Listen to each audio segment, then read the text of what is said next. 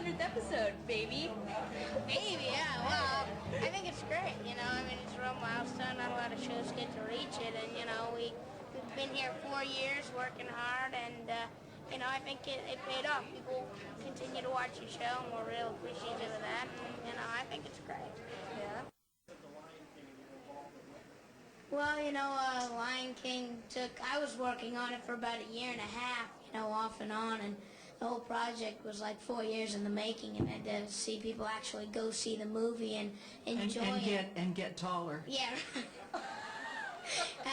And to see, you know, have people go see the movie and enjoy it was, you know, really gratifying. And, you know, it's just like a giant puzzle, you know, when you have Elton John and Tim Rice and Hans Zimmer and, you know, everybody in there working on it. It's like, how can you go wrong? And so, you know. Okay. Steve, No, actually, I was back east looking at schools, and so unfortunately, like the whole timing thing didn't work out. They already shot it though, but you know, they're doing a really interesting thing. Hey Barry, how are you? They're doing an interesting thing with it. You know, they're gonna do a couple different installments, and so I think the last episode, what I've heard, is gonna be pretty impressive. So. What was your big break in show business? Well, I'd say, you know, getting the TV series Home Improvement. You know, I had done some commercials and another series before that, but I'd say Home Improvement just because, you know, it was such a successful show. That was probably the biggest. That was the break.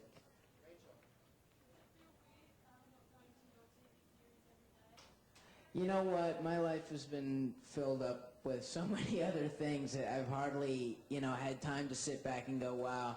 You know, it has been a change in the routine, but it's been a change that I've welcomed and enjoyed. You know, I've gotten to go to school and be with my friends, and it's been a very demanding year. And, you know, looking back, I made such a good decision because had I stayed at the show and tried to do academically what I'm doing now, I would have, you know, put myself in an early grave. So I'm still in high school. So, but you know, prepping for university, and yeah, I mean, I'm glad I got to be there this year, and I got to be a part of, you know, all the school functions and go to the football games, and it was just, it's been great. Well, I finished a film with Ellen Burstyn, an independent film called Walking Across Egypt, and finished that in January.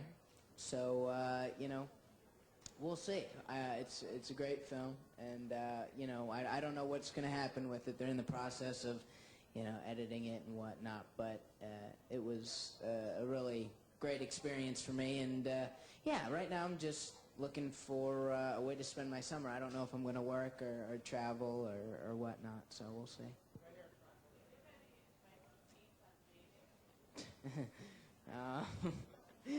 No. I don't know. You know, I just take your time. There's no big rush. You know, you see all these like 13-year-olds now and all these like skimpy tops, and it's just like, oh no. You know, it seems to like start younger and younger now, and it's kind of frightening. So just take your time. You got your whole life ahead of you for that kind of stuff.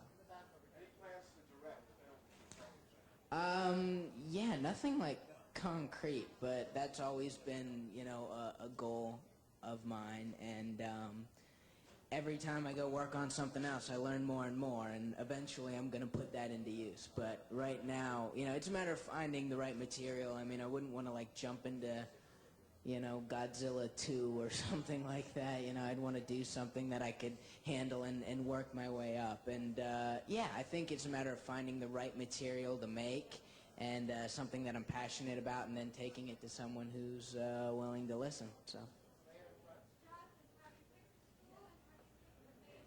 No, I haven't picked a school. You know, I won't start the application process for a while, but you know, I've always liked politics and political science and that kind of stuff. So maybe history. something that I'm interested in. I don't know if I'll necessarily use that, in the entertainment industry, but it's something that I can use and have something to fall back on, and something that I'm interested in and enjoy studying. So, you know what? I kind of go back and forth.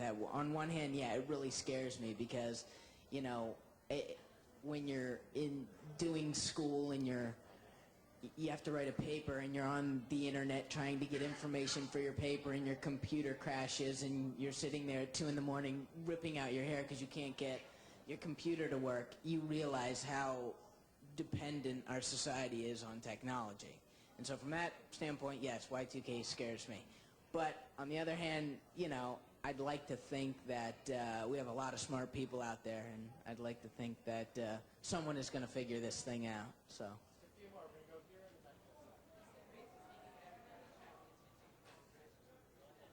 To attract the attention of the press?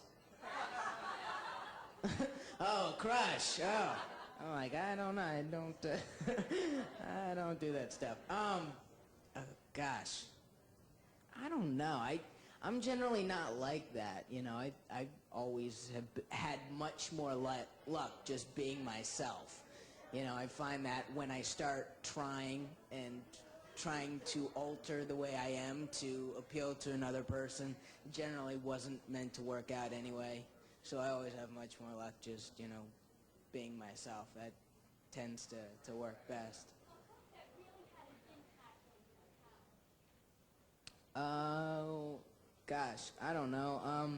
I read Catcher in the Rye freshman year, and I think that's just for every teenager, male, female, that's just a book that stands out, just because I think everyone can read that and identify with some part of it, just that whole teenage angst, and it's something we all go through, and it's a book that will continue to transcend time, because whenever you live, whatever time period, whether it's 200 years from now, you'll be able to relate to that sort of insecurity and the craziness of the world. So.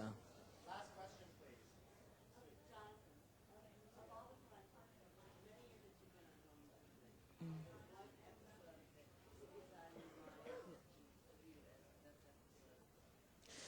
Wow, that's really tough to say.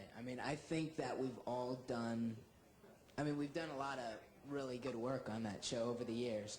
But I don't know, I think for us, one of the episodes that we're most proud of is probably the one where, my character ended up getting sick, or it was possible that he might have cancer.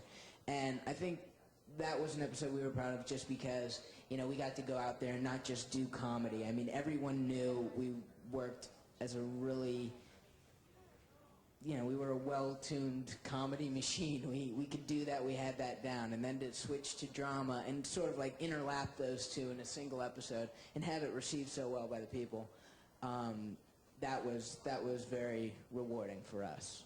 Thank you so much. All right, thanks, guys.